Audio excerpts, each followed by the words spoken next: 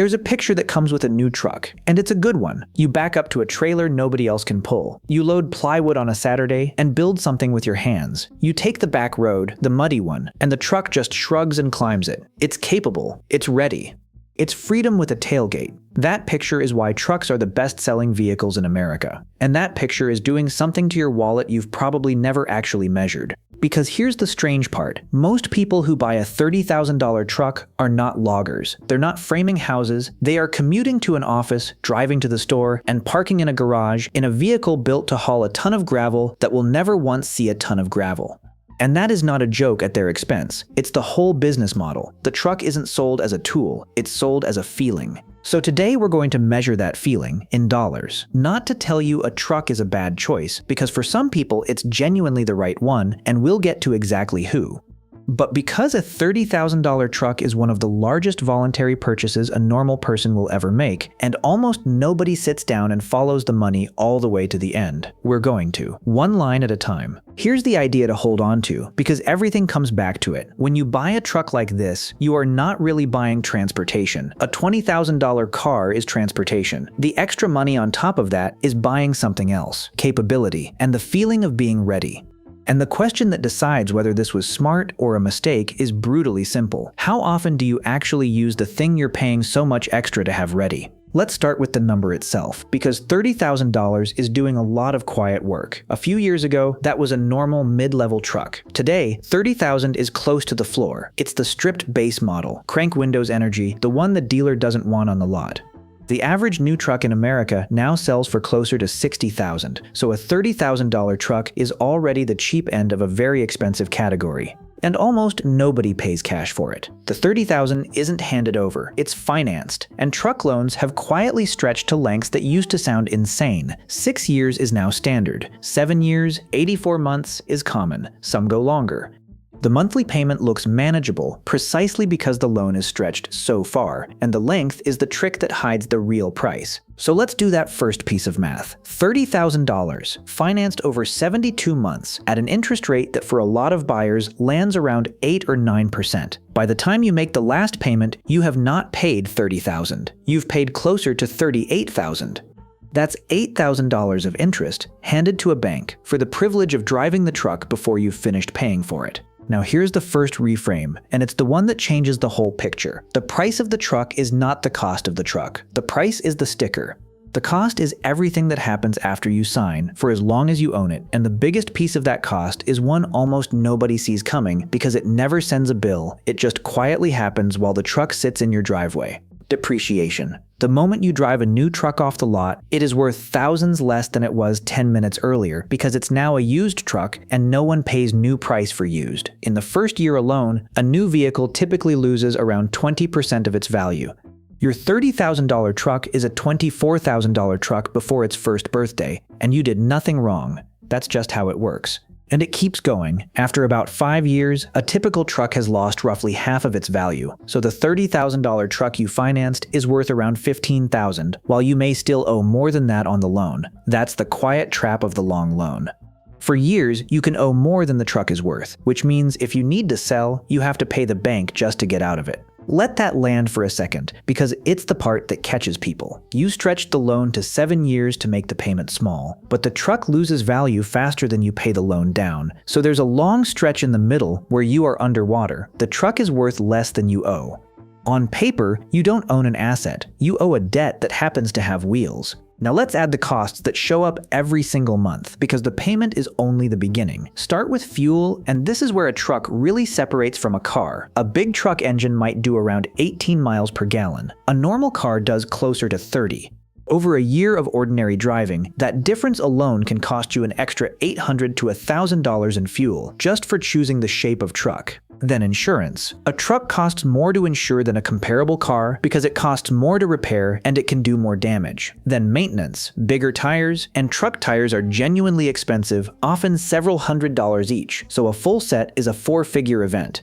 Bigger brakes, more fluid, more of everything. None of these numbers is dramatic on its own. Stacked on top of the payment, month after month, they are very real. Add it all together: the payment, the fuel, the insurance, the maintenance, the registration, and the depreciation that never leaves you alone. All in, a $30,000 truck realistically costs somewhere between $900 and $1,100 a month to own. Not the payment, the true cost. That is more than a lot of people spend on food. It is, for many, the second largest expense in their life after the roof over their head. So now we come back to the question that decides everything. You are spending $1,100 a month, roughly, on a vehicle. A big part of that money is not buying transportation, because a car would move you around for far less.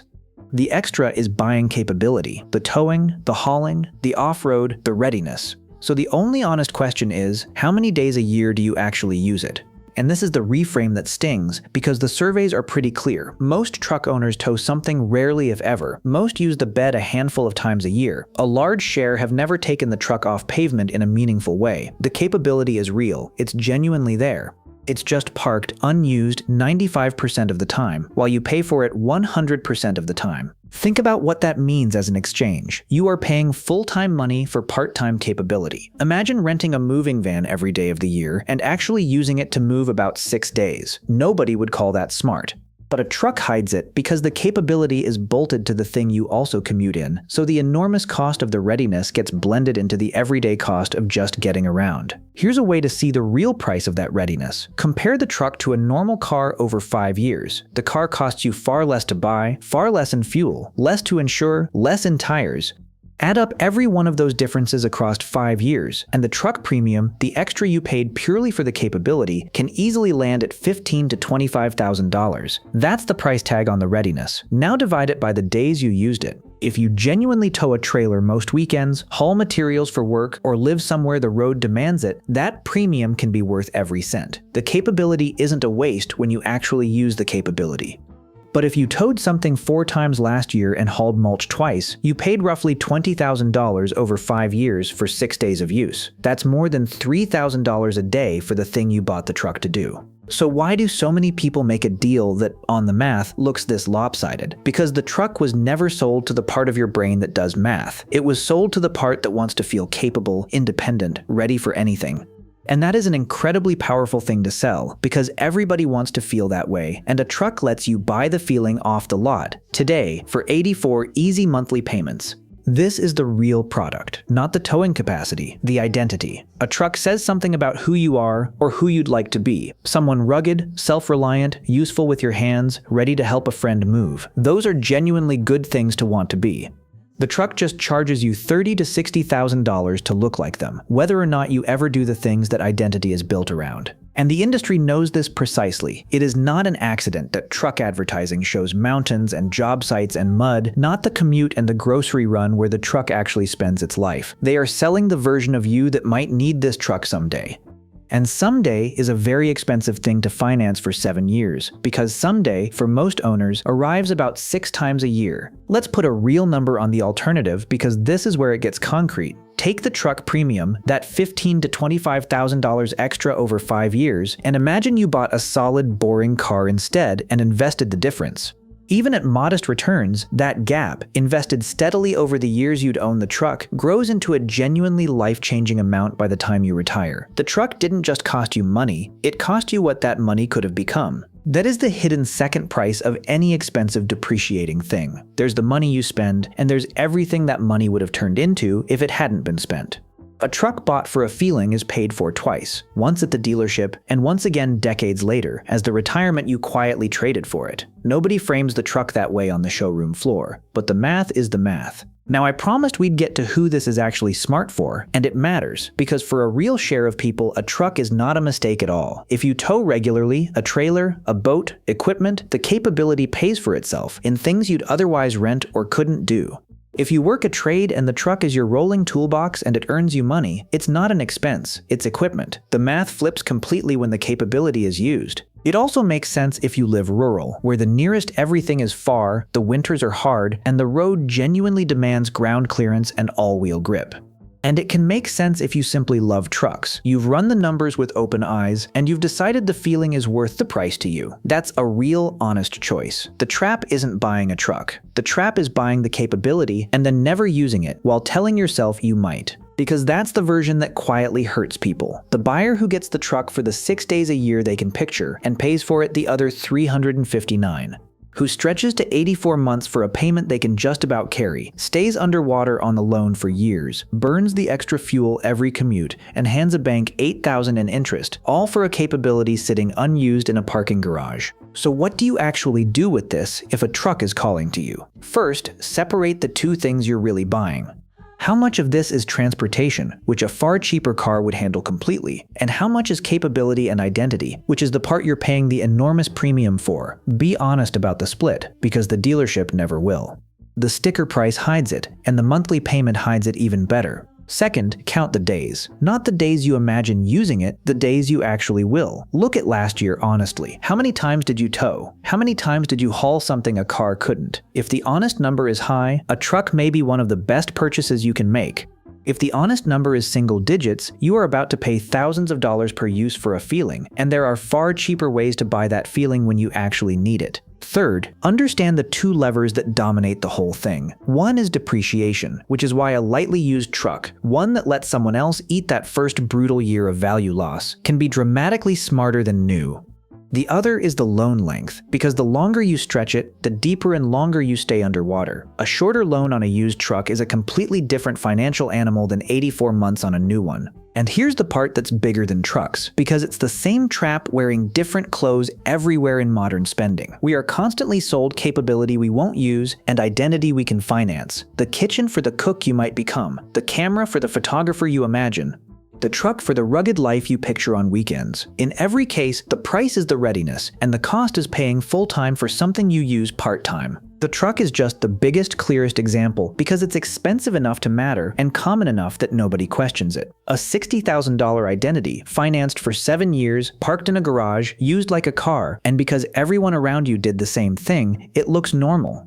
It looks like just what people drive. The math doesn't care what looks normal. It only cares how often you use the thing you're paying for. So the next time that picture shows up, the trailer, the plywood, the muddy back road, and you feel the pull, that pull is real and there's nothing wrong with it. Just ask it one question before you sign for 84 months. Am I buying a tool I will use or a feeling I will finance?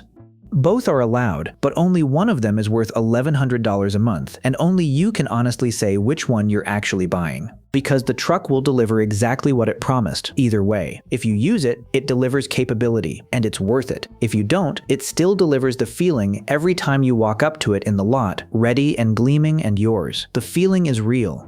It's just the single most expensive feeling most people will ever put on a 7-year payment plan, and almost none of them ever did this math. Let's go back to that $30,000 number one more time, because now it looks different. On the sticker, it's the cheap truck, the sensible choice, the one you talked yourself into as the responsible option. In the math, financed over 7 years, fueled, insured, depreciating, it's closer to $60,000 of true lifetime cost for a capability the average owner uses a few days a year. The cheap truck was never cheap. And the feeling it sold you, the readiness, the capability, the rugged independence, is available in far cheaper forms on the days you actually need it. You can rent a real work truck for a weekend for less than a car payment. You can hire the one big haul you do a year. You can borrow a friend's for the move. None of those buy the identity, and that's the point. The identity is what costs $60,000, not the capability. So measure it honestly, in the two things that actually matter. Not the monthly payment, which is designed to feel small. The total cost over the years you'll own it, and the number of days you'll truly use what you're paying the premium for. Put those two numbers next to each other. For some people, they justify the truck completely. For most, they reveal a very expensive way to feel ready for a life they're not actually living. The price of a truck is the number on the windshield. The cost of a truck is that number, plus the interest, plus the fuel, plus the insurance, plus the tires, plus the value bleeding out of it every year, minus whatever you can sell it for at the end, divided by how often you actually used the reason you bought it. That last division is the whole game, and it's the one calculation the showroom is built to keep you from doing. $30,000 is a real truck, and for the right person, it's a genuinely great one. But for most of the people it tempts, it is not transportation, and it is not an investment, and it is not the responsible cheap option it feels like on the lot. It is a feeling on a 7-year payment plan, quietly costing them the money that could have built something real, and it looks completely normal, which is exactly why it works. So, a $30,000 truck. On the lot, freedom with a tailgate. In the driveway, a car-shaped commute that drinks more fuel. And in the math, one of the most expensive ways in America to buy a feeling, sold to people who use it 6 days a year and pay for it every single one of the other 359. The price was $30,000. The cost was everything you'd have done with the difference.